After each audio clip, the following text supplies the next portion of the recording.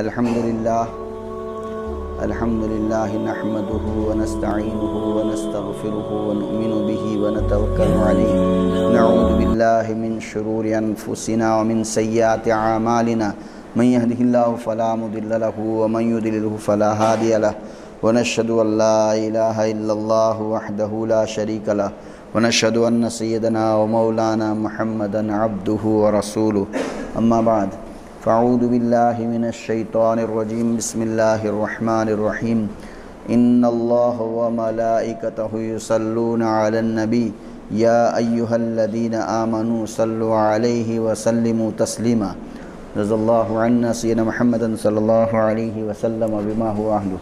محترم حضرات،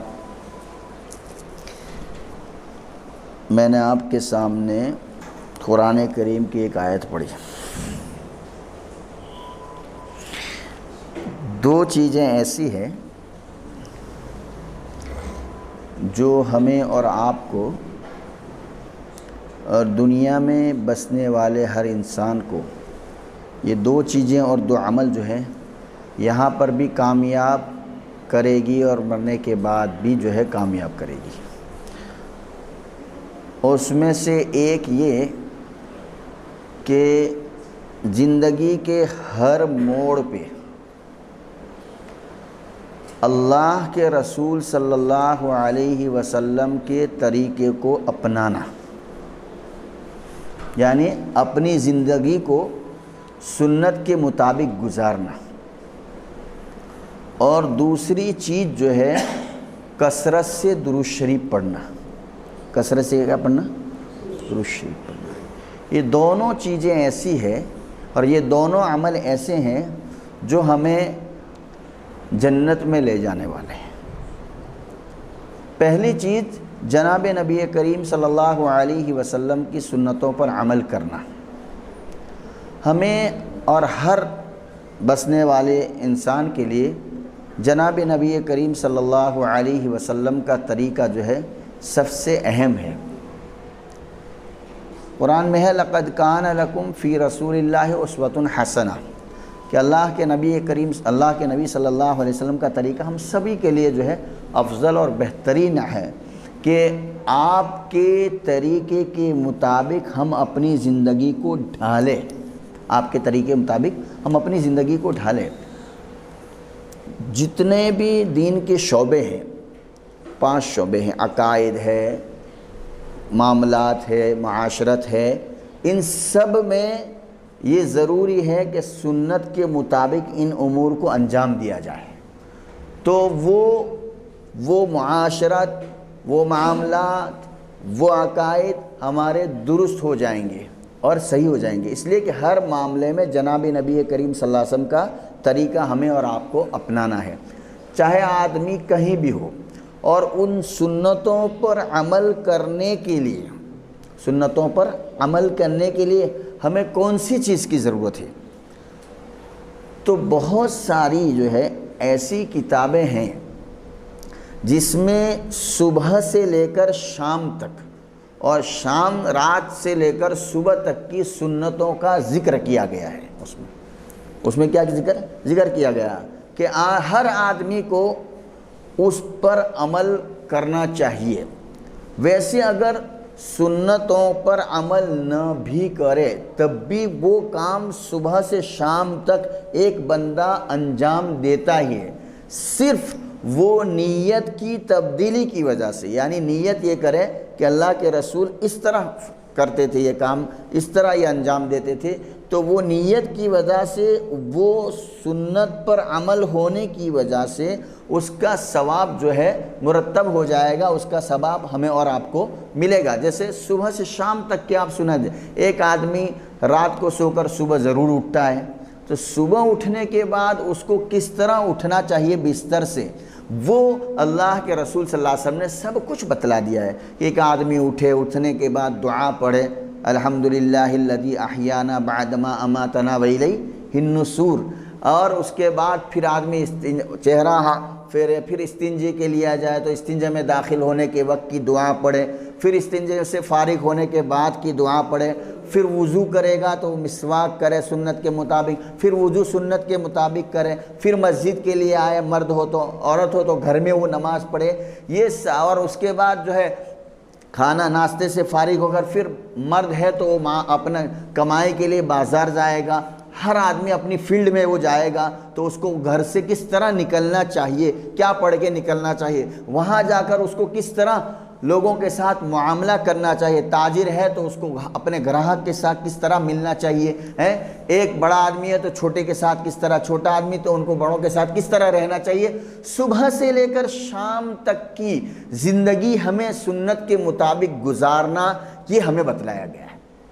اور اس کو انجام دینے کے لیے ایک آدمی سو کر، ہر آدمی اٹھتا تو ہے لیکن اٹھے سنت کے مطابق، دعا پڑھے گا، سنت کے مطابق بایاں پیر بیت الخلاء میں داخل کرے گا، نکلتے وقت داہنا پیر نکالے گا، یہ ساری چیزوں پر عمل کرنے کے لیے ہمیں ایک گائیڈ اور بک چاہیے، اور وہ بہت ساری کتابیں، ان میں سے ایک کتاب جو ہے میں نے اسوہ رسول اکرم ڈاکٹر عبدالحی صاحب کی کتاب ہے، ڈاکٹر عبدالحی بڑے پیمانے پہ انگلش میں بھی چھپی ہے، اردو میں بھی چھپی ہے اور گجراتی میں بھی وہ چھپی ہے، بڑی اچھی کتاب ہے۔ اس میں تو الحمدللہ پیدائش سے لے کر قبر تک کی سنتیں لکھی ہیں، پیدائش سے لے کر قبر کے کہ بچہ پیدا ہوئے تو کیا کرنے کا، اور موت تک کی سنتیں اس میں لکھی ہے۔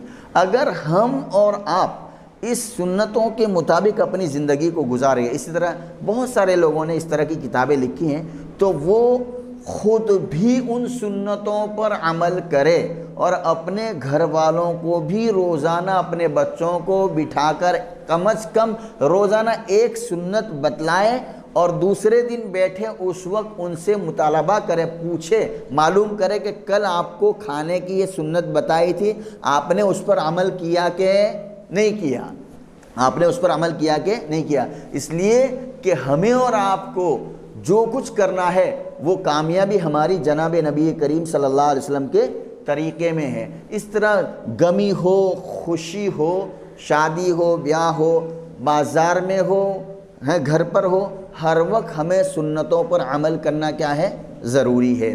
تو یہ سنتوں پر ہم عمل کریں گے تو ہماری زندگی جو ہے خوشحال بنے گی، اور ہمارے جو اعمال ہے وہ سنت کے مطابق عمل کرنے کی وجہ سے اس میں برکت ہو جائے گی، اس میں ثواب مرتب۔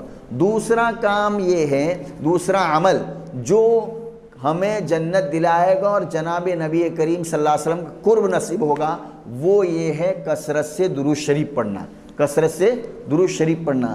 کثرت سے درود شریف پڑھنے کے بہت سے فوائد ہیں۔ آقا مکی و مدنی محمد عربی صلی اللہ علیہ وسلم کے حدیث ہے، مفہوم ہے کہ فرمایا کہ جو بندہ کثرت سے درود شریف، جو مجھ پر درود بھیجتا ہے وہ قیامت کے دن مجھ سے زیادہ قریب ہوگا۔ جو آدمی کثرت سے درود شریف پڑھے گا اس کو اللہ تبارک و تعالی جناب نبی کریم صلی اللہ علیہ وسلم کا قرب نصیب فرمائیں گے، اور وہاں کی ہولناکیوں سے اور جو ہے وہاں کے حالات سے جو ہے نجات پائے گا۔ تو درود شریف کی کثرت کرنا، اس لیے فرمایا کہ زندگی میں ایک مرتبہ درود شریف پڑھنا فرض ہے ہر مرد پر۔ کیسا ہے؟ فرض۔ ایک مرتبہ درود شریف پڑھنا کیا ہے؟ فرض ہے۔ اور پھر جب بھی کسی مجلس میں جناب نبی کریم صلی اللہ علیہ وسلم کا نام مبارک آوے تو ایک مرتبہ پڑھنا کیا ہے؟ واجب ہے۔ وہ مجلس میں پڑھنا واجب ہے۔